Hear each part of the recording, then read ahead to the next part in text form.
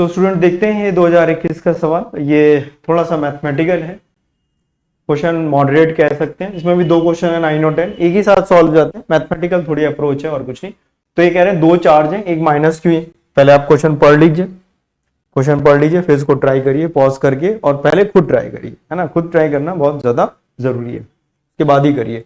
और चैनल को लाइक और सब्सक्राइब भी जरूर कर दीजिएगा, क्योंकि आपको जो फिजिक्स के जो सबसे अच्छे सॉल्यूशंस हैं, बेस्ट सॉल्यूशंस हैं, बिल्कुल वो आपको मिलते रहें और आपको दिक्कतें फिजिक्स में कम होती चली जाए। यही हमारा पर्पस है। तो उसके लिए आपको चैनल को लाइक करना चाहिए।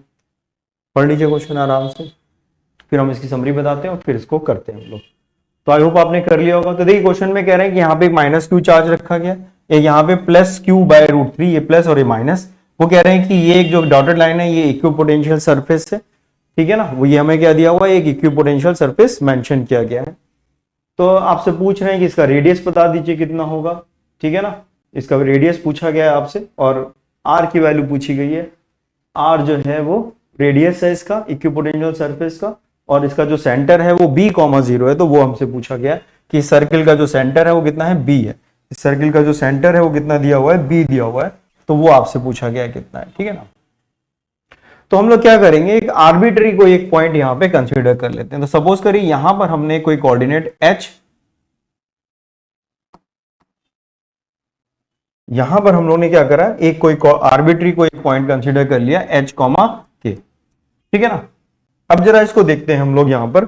अगर आप यहां पर देखें यहां पर आके, तो अब अगर हम लोग यहां पर देखें तो यहां से अगर आप इसका ये डिस्टेंस देखें, ये डिस्टेंस अगर आप देखें यहां से, तो ये डिस्टेंस हमें यहां से निकालना पड़ेगा, ये डिस्टेंस।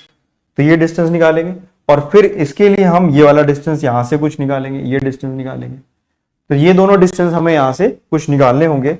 तो इसको अगर हम देखें तो कितना होगा बताइए।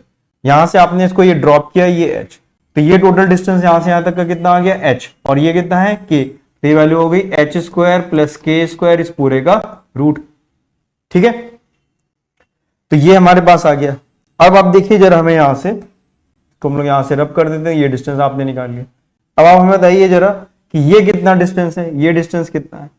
तो ये डिस्टेंस कितना है, यहां से यहां तक का कोऑर्डिनेट देखिए हमें गिवन है 2,0, इसका कोऑर्डिनेट कितना गिवन है, k,0। तो ये डिस्टेंस कितना हो गया, k minus sorry h, k तो इसका, तो ये कितना हो गया h-2, और ये कितना है k। तो ये वैल्यू हमारे पास कितनी आ गई, ये वाली वैल्यू अगर हम लिखें यहां पर, तो ये वैल्यू आ गई हमारे पास h-2 का whole square plus k square, इसका रूट। तो ये वैल्यू हमारे पास यहां से आ गई रूट ओवर h-2 का whole square plus k square. तो देखिए इस पॉइंट पर, क्योंकि ये इक्विपोटेंशियल सरफेस है, तो इस पॉइंट पर पोटेंशियल कितना होना चाहिए, 0। वो कह रहे हैं इक्विपोटेंशियल भी, और इस पॉइंट पर पोटेंशियल कितना है, 0। तो इस माइनस क्यू की वजह से भी इस पॉइंट पर पोटेंशियल 0 होना चाहिए, और इस पॉजिटिव चार्ज की वजह से भी पोटेंशियल 0 होना चाहिए।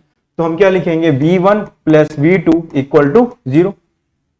दोनों की वजह से जो पोटेंशियल है वो कितना हो जाना चाहिए, 0 हो जाना चाहिए। थोड़ा इसको हम लोग शिफ्ट करते हैं और यहां पर लिखने की कोशिश करते हैं। तो v1 कितना, v की वैल्यू कितनी होती है, k क्यू बाय r, ये हम लोग को पता है डिस्टेंस।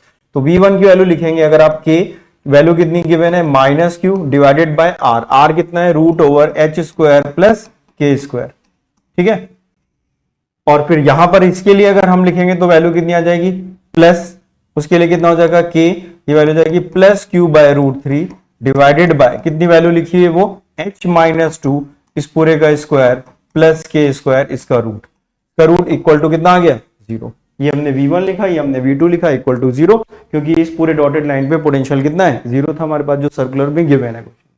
इसको आप थोड़ा अगर अरेंज करेंगे तो आपको देखिए कितना मिलेगा। थोड़ा सा हम यहाँ सॉल्व कर ले, फिर अगले पेज पे इसको सॉल्व करेंगे। तो देखिए k से k कैंसिल हो जाएगा, ये प्लस क्यू है, ये माइनस क्यू, तो क्यू वाला टर्म हट जाएगा, ठीक है ना। तो यहां पर अगर आप देखें और 0 है तो ये इधर की तरफ आप ले जाइए, इसको आप क्या करिए, इस साइड ले जाइए।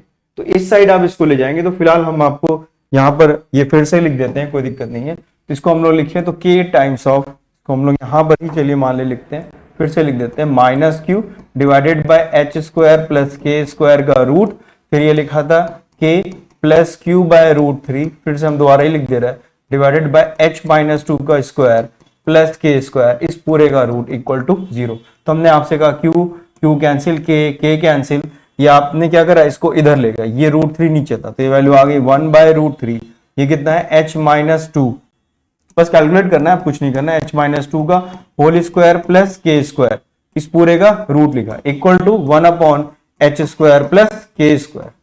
ये बचा, बताइए इसको आप इधर ले गए, के क्यू तो कुछ बचा नहीं था, ये इधर शिफ्ट हो गया।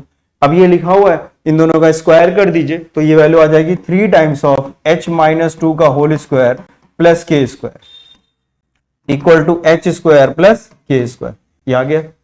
अब आप देखिए ये कितना हो जाएगा, इसको सॉल्व करिए तो 3h², तो इसको सॉल्व करते हैं तो ये हो जाएगा h² plus 4 minus 2h, sorry minus 4h होगा यहाँ पर, minus 4h plus K square equal to h² plus K square. इसको आप सॉल्व करिए, 3h², ये h² तो वैल्यू आ गई 2h², ये कितना है 3k², ये k² तो वैल्यू आ गई 2k²। ठीक है, अब कितना बचा देखिए, ये -12h और ये कितना आ गया +12 इक्वल टू 0।